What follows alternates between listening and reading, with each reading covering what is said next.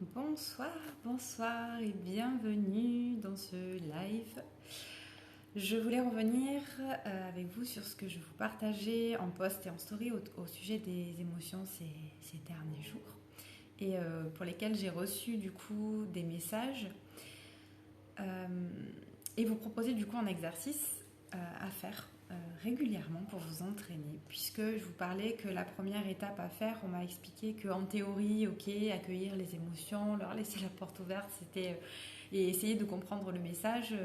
En théorie, c'était ok, compris. J'en reviens à ce que je dis du coup, c'est qu'au niveau mental, on peut intégrer, on peut comprendre des choses, mais parfois il faut les expérimenter. Enfin, c'est pas parfois, c'est tout le temps. Il faut les expérimenter et surtout les répéter pour que ça devienne quelque chose de naturel et qu'on puisse vraiment en voir, en percevoir les bénéfices. Et donc, je vous disais que dans le message, euh, la personne me disait qu'elle ne savait pas du coup par où vraiment commencer. Donc, pour moi, la première chose à faire, c'est de travailler notre conscience, d'éveiller notre conscience, parce qu'elle nous permet une meilleure connaissance de nous. Mais du coup, la première étape dans cet accueil des émotions, ça va être d'être dans l'écoute des sensations, des pensées qui sont là quand on est dans la situation. Sauf que quand on n'est pas habitué à le faire au quotidien, quand on n'est pas habitué à être dans le moment présent, c'est difficile des fois dans la situation de ne pas se laisser déborder par l'émotion, de ne pas se laisser envahir par tout ça et de se laisser diriger en fait par elle. Donc la subir. Donc on peut, c'est ok de se dire bon ben voilà, j'ai réagi comme je réagis tout le temps face à cette situation et face avec cette émotion, c'est ok. Mais par contre on peut revenir sur la situation et c'est là où ça va nous aider, où on peut aller chercher la signification de ce qui s'est passé en fait, parce qu'on va essayer d'observer le contexte qui s'est joué tout autour, d'essayer de comprendre les pensées qu'on a eues à ce moment-là, les sensations qui ont été présentes, le comportement de l'autre, le nôtre, c'est des personnes autour. Et là, on va pouvoir aller chercher le message. Alors, il y a une chose aussi qui est importante, c'est de savoir, de connaître en fait les émotions et qu'est-ce qu'elles veulent dire chaque émotion. Euh, c'est ok, les émotions elles font partie de notre vie, on les vit tout au long de notre vie, je vous l'ai dit, c'est ce qui nous permet de nous sentir vivants, les émotions. Qu'elles soient positives, agréables ou inconfortables, dans tous les cas, elles nous permettent de nous sentir vivants. Parce que voilà, elles sont liées à des sensations. Et donc, ça nous permet de nous sentir vivants dans notre corps et de créer notre vie alignée et de nous permettre de nous faire respecter. Par exemple, pour ce qui est de la colère, euh, vivre nos émotions, je vous l'ai dit, on a été coupé de ça quand on était enfant parce que, en voulant bien faire, je sais que l'intention des parents est toujours bonne derrière ça, derrière c'est pas grave, t'inquiète pas, ça va passer, mais non, ça fait pas mal, mais non, tu as pas mal, t'inquiète pas. En fait, ça, c'est toujours quelque chose qu'on fait dans l'optique d'être bienveillant, de réconforter l'enfant, sauf que l'enfant, on ne sait pas en fait à quel point ça lui fait mal ou pas. Lui, il n'a pas la maturité au niveau cérébral pour savoir que ça va s'arrêter, que la douleur, elle est sur le moment, qu'à un moment donné, ça va s'arrêter, ça va s'estomper. Il n'a pas cette capacité-là. Et pour lui, euh, là je parle d'une douleur, mais s'il se fait mal, mais si par exemple il a cassé un jouet, qu'il est triste, tout ça, en fait, lui, il n'a pas la capacité euh, de se raisonner par rapport à ça. Et donc, pour lui, l'objet qui est cassé, c'était quelque chose auquel il tenait. S'il est cassé, oui, ça peut être grave à son niveau à lui, oui, par rapport à la vision de notre vie. Coucou, bienvenue à la vision. Je parle des émotions. Ce soir, je voulais vous proposer un petit exercice.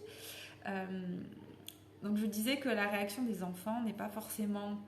En nous, on était enfants aussi, on ne nous a pas laissé vivre nos propres émotions pour nous réconforter. C'est jamais dans c'est bon, tais-toi, arrête avec tes émotions. C'est juste parce que ça nous dérange ou ça dérange les adultes d'entendre les émotions des enfants. Et donc, pour pouvoir réconforter l'enfant, on va donc lui dire voilà, des choses comme ça, du style non, mais c'est pas grave. Et donc, j'expliquais que oui, s'il a cassé son jouet préféré, pour lui, à son niveau, oui, c'est très très grave. Coucou, bienvenue Anaïs. Pour lui, oui, c'est grave parce que c'était quelque chose auquel il tenait. Donc ça a son importance. Donc on ne peut pas décider pour l'enfant si c'est grave ou pas, si c'est douloureux ou pas. et s'il a besoin de pleurer ou pas. Parce que même nous, en tant qu'adultes, ça nous fait du bien de pleurer. Quand on a une émotion qui est là, que ce soit de la tristesse, de la colère ou une autre émotion, même de la joie d'ailleurs, ça nous fait du bien parce que ça nous libère, ça décharge les toxines, les tensions, c'est bon, c'est libérateur, c'est sain de pleurer.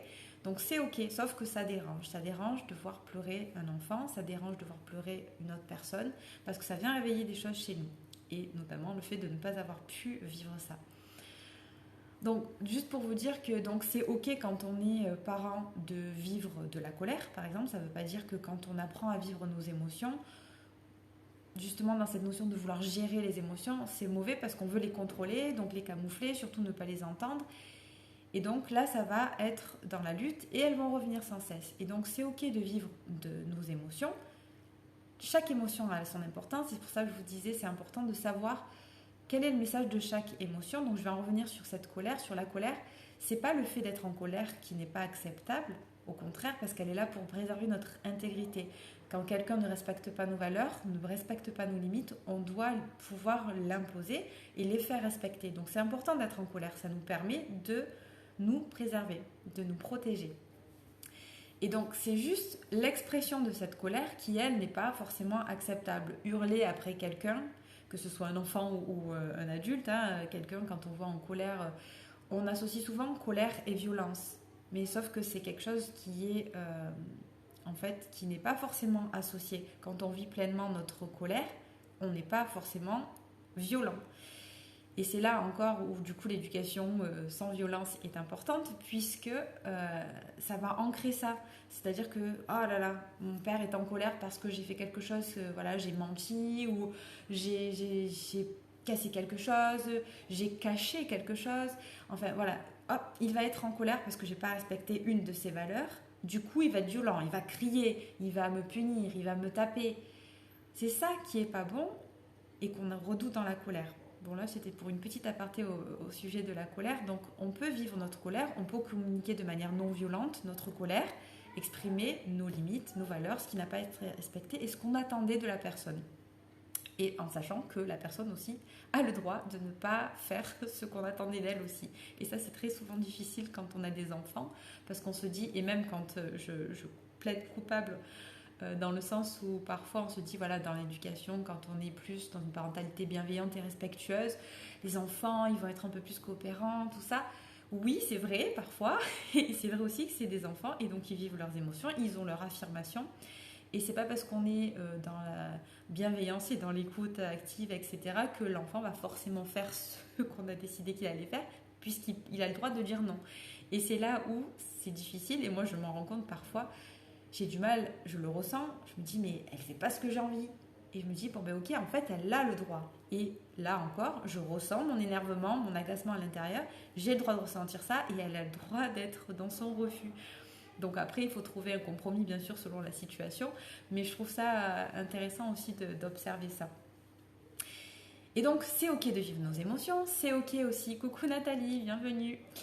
C'est ok aussi pendant la grossesse, je vous en parlais, mais c'est ok de vivre les émotions pendant la grossesse parce qu'on sait que c'est important ce qu'on va vivre pendant la grossesse, qu'une grossesse sereine, c'est ce qu'il y a de mieux parce qu'on va le transmettre à l'enfant, mais vivre nos émotions, ça fait partie de la vie et donc notre enfant, il va forcément sentir et vivre ces émotions-là et c'est ok aussi, c'est tout à fait ok.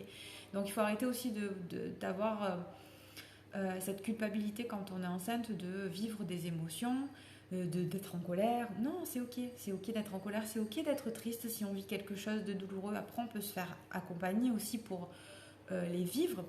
Je pense à quelqu'un qui m'a justement contacté pour un deuil, tout ça.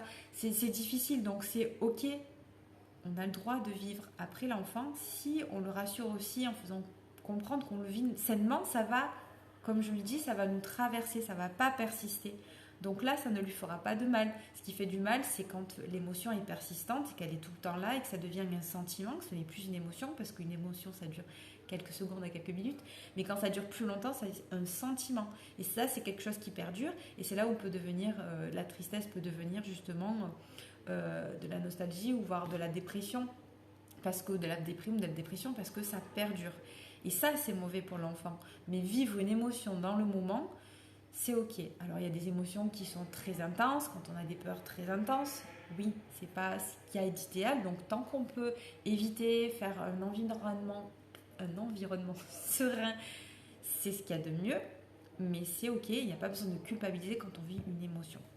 Donc ça, c'était une petite chose que je voulais aussi vous partager et dire que plus on va s'entraîner en fait à écouter notre corps, accueillir nos sensations, ça nous entraîne à écouter et accueillir la vie finalement, voir toutes les situations, ben c'est ok. On s'entraîne à le faire dans notre corps et on s'entraîne du coup aussi à accueillir les événements qui se présentent dans notre vie.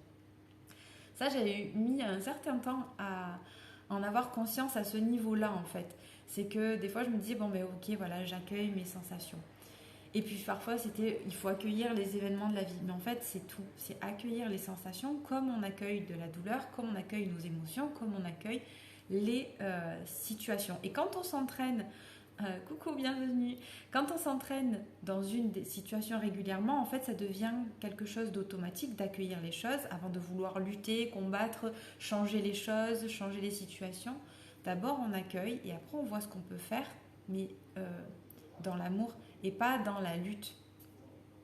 Voilà. Donc plus on va s'entraîner à ça et plus on va partir du corps du coup en s'entraînant à être à l'écoute du corps, accueillir ce qui se passe dans notre corps, les phénomènes qui émergent. Ça peut être, donc les phénomènes c'est les sensations, mais c'est aussi nos pensées, c'est aussi les émotions, c'est tout ça. Quand on s'entraîne à ça, eh bien ça va devenir plus facile de reconnaître donc les émotions, pour en revenir à notre sujet, et à se connaître soi-même en fait aussi. En fonction des situations, on va apprendre à se connaître et à éveiller aussi notre confiance en nous. Donc aujourd'hui, je voulais vous proposer un exercice pour plutôt, là, pas forcément quand vous êtes dans le moment, mais quand vous avez vécu, donc comme je le disais un petit peu plus tôt, parfois on ne peut pas forcément vivre notre émotion comme on l'aurait aimé, ou donc par exemple on ne se sent peut-être pas de pleurer devant certaines personnes, toujours lié aussi au regard des autres, ou parfois se dire qu'on va être vulnérable ou qu'on va être mal jugé. Bon, ça c'est aussi autre chose qu'on peut travailler. Mais bon, quoi qu'il en soit, il y a des moments où soit on ne va pas avoir la capacité de vivre l'émotion comme on l'aurait aimé sainement, soit on décide de ne pas le faire volontairement pour après la décharger plus tard. Et c'est ok aussi. Donc là aujourd'hui, ça va être plutôt un exercice pour revenir sur quand vous avez vécu une émotion. Essayez d'observer le contexte. Qu'est-ce qui s'est passé ? Donc on va prendre aujourd'hui 3 situations où vous avez vécu la même émotion, les mêmes choses, et vous allez essayer d'observer, quand vous avez vécu cette émotion-là, quels ont été les contextes, les pensées, les sensations. Comme ça va vous aider à identifier, à vous dire, ok, quand je vis telle émotion, en général, c'est parce qu'il se passe ça, ça, ça. Donc mon corps me dit qu'il se passe quelque chose qui me dérange. Je ne sais pas si je suis très claire, donc si vous avez des questions, dites-moi.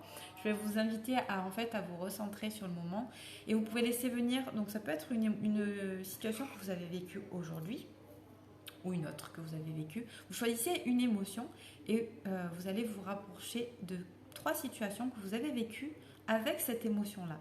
Et je vais vous guider simplement à chaque fois. Donc si vous n'avez pas de questions, je commence. Je vais vous guider à chaque fois à observer ce qui se passe dans ce moment-là. Donc ça, c'est un exercice que vous pouvez faire quand vous avez crié après vos enfants, par exemple, et que vous vous en voulez d'avoir crié après vos enfants. Qu'est-ce que vous avez senti à ce moment-là, juste avant ? Pourquoi ? Donc le soir, vous vous dites, bon, ok, ben voilà, je culpabilise d'avoir vécu telle chose. Bon, ok, et ben on va enlever cette culpabilité, on va aller chercher qu'est-ce qui s'est passé pour que la prochaine fois, on puisse créer un autre schéma qui soit plus sain, plus positif. Donc je vous invite à vous recentrer. Si vous voulez, vous pouvez fermer les yeux pour revenir à vous, à votre corps, justement. Prendre conscience de vos points d'appui.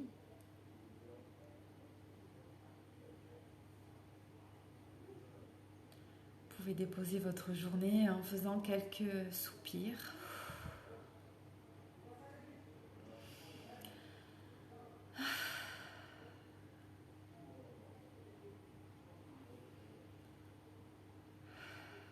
En posant l'intention que sur chaque expiration, vous débarrassez votre corps de ce qui est devenu inutile pour cet instant.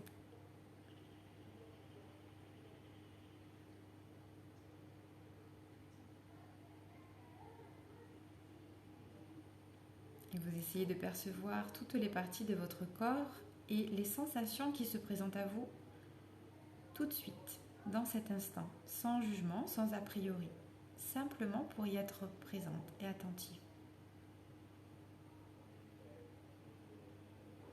De la tête jusqu'au bout des orteils.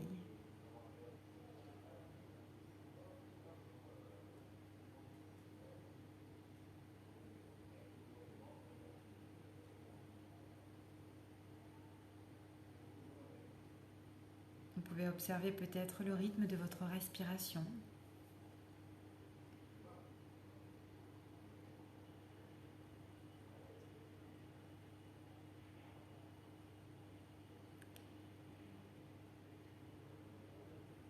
Et je vous invite à imaginer ou vous souvenir d'une situation que vous avez vécue, soit aujourd'hui, soit dans les jours qui ont précédé, et qui a été problématique pour vous au niveau des émotions. Vous choisissez une émotion et vous vous reliez à cette situation.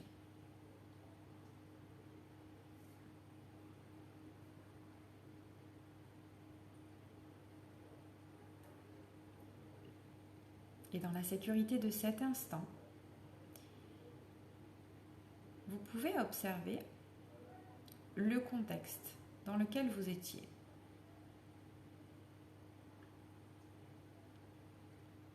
Dans quel lieu? Avec quelle personne?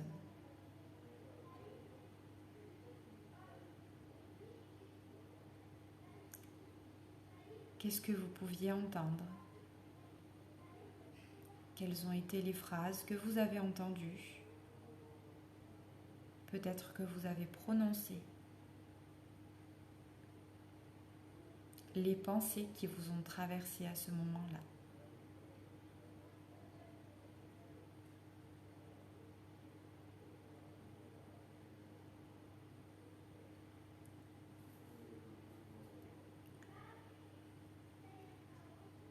Et les sensations que vous avez ressenties.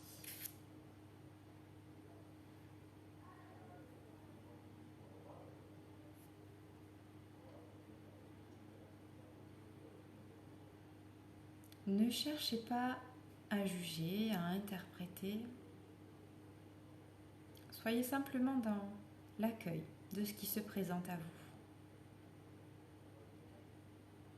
Tout ce qui se présente est neutre. Ce sont simplement des sensations, des pensées, des paroles. N'y accordez pas plus d'attention que ça.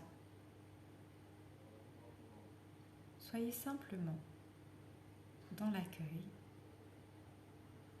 de ce qui émerge, dans l'observation.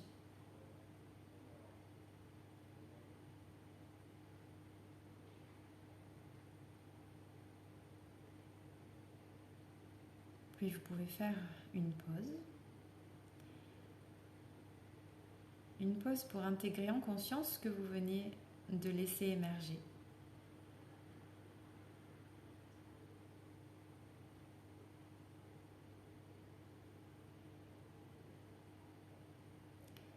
Et puis vous laissez venir une seconde situation dans laquelle vous avez vécu la même émotion.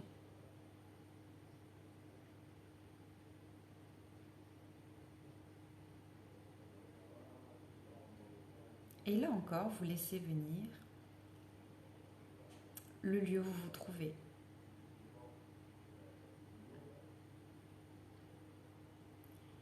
Les personnes présentes ou non.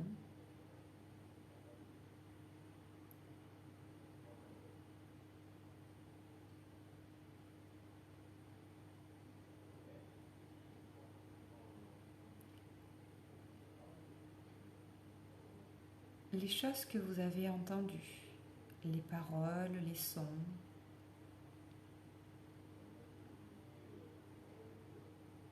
Ça peut être aussi des odeurs.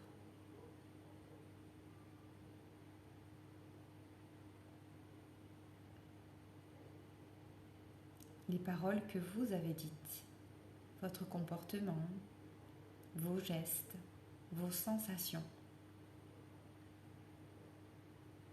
Accueillez tout ce qui émerge de ce souvenir, de cette situation, en lien avec l'émotion que vous avez choisie.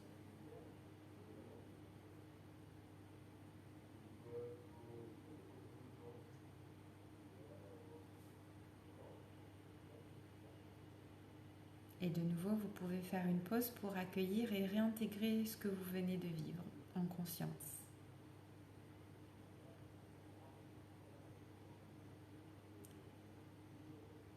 Ce qui vous aide à mieux vous connaître et à mieux comprendre vos émotions.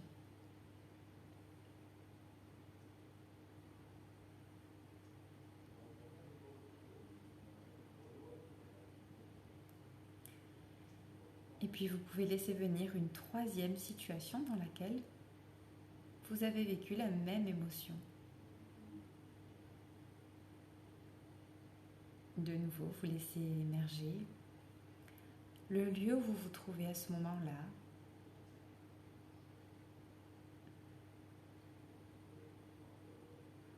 Les sons qui vous entourent, les paroles, les pensées, ce que vous dites, ce que vous faites, les mouvements de votre corps et les sensations. Vous éveillez votre conscience à tous les détails présents dans cette situation, tout ce que vous pouvez percevoir, ressentir.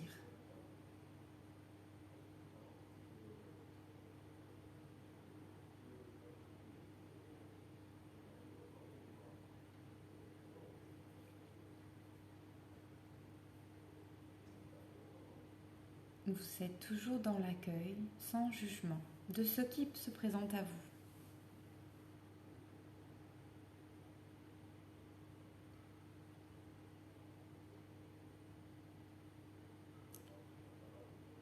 Et vous pouvez faire une pause pour intégrer en conscience ce qui vient d'émerger.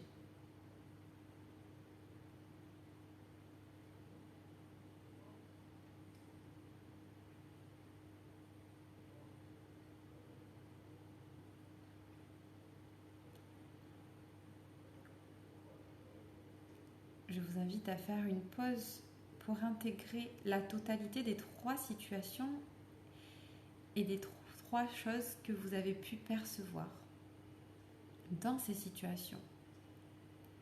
Quelles ont été peut-être les choses similaires, les choses différentes.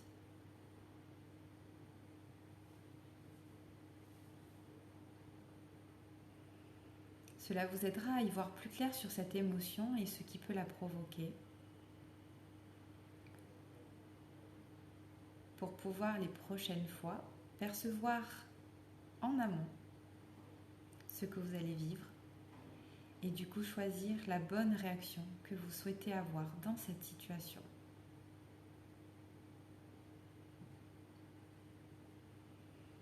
Vous pouvez respirer profondément.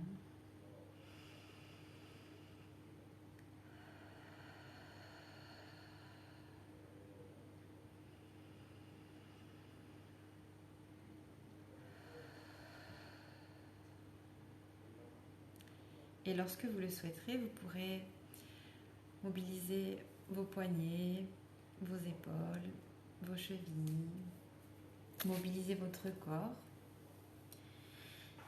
Et lorsque vous le souhaiterez, vous pourrez ouvrir les yeux si vous les avez fermés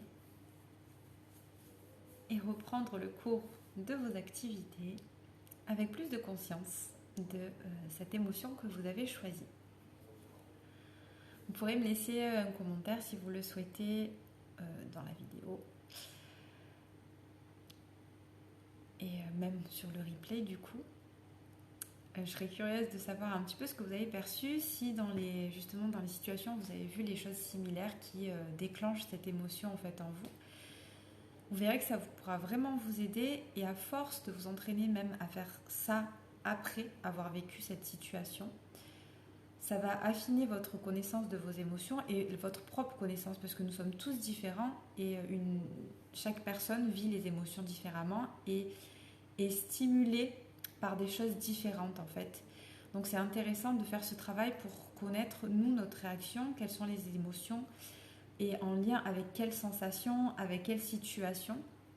Coucou, désolée, du coup je viens de terminer l'exercice mais je vous laisserai le faire en replay si ça vous intéresse et n'hésitez pas à me laisser un commentaire sur vos ressentis. Donc voilà, j'étais en train de dire donc pour finir que ça vous aidera vraiment à vous connaître, à connaître vous, vos réactions par rapport aux situations et comment vous vivez chaque émotion, qu'est-ce qui les déclenche pour pouvoir choisir après en amont. Donc là on le fait après cet exercice-là, mais du coup après ça nous permet de nous connecter à notre corps plus facilement et en amont, dès que les premiers petits signes arrivent, à pouvoir changer et nous aligner dans notre réaction sans avoir après à culpabiliser ou à regretter ce qu'on va dire ou ce qu'on va faire.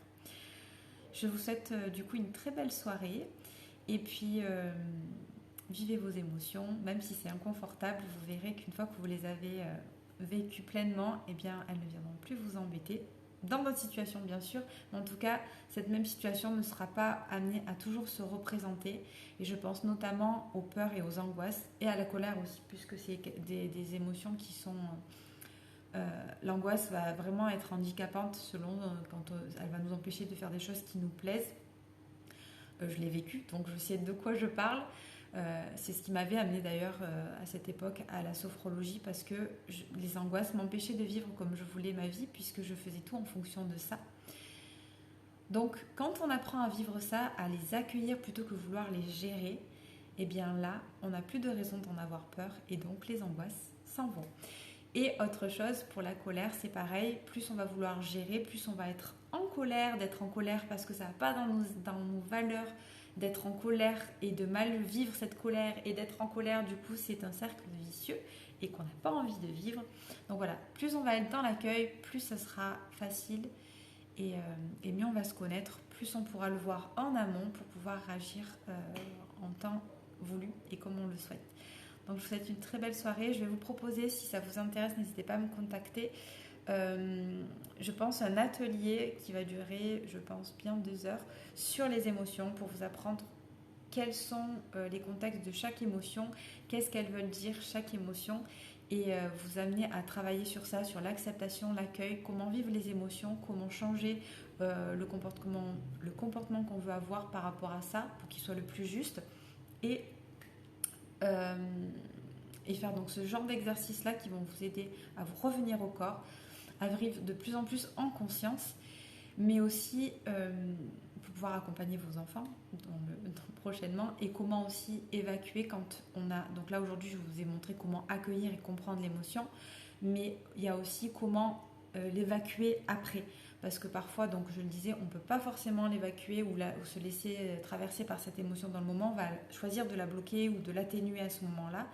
Mais après, c'est important, je vous l'ai dit, de prendre un temps pour la vivre et l'évacuer pour pas qu'elle reste et que ça crée cette carapace, cette couche qui nous permet de ne plus sentir rien, qui nous anesthésie. Donc du coup, de savoir aussi comment libérer ça après. Voilà, je vous dis à très bientôt.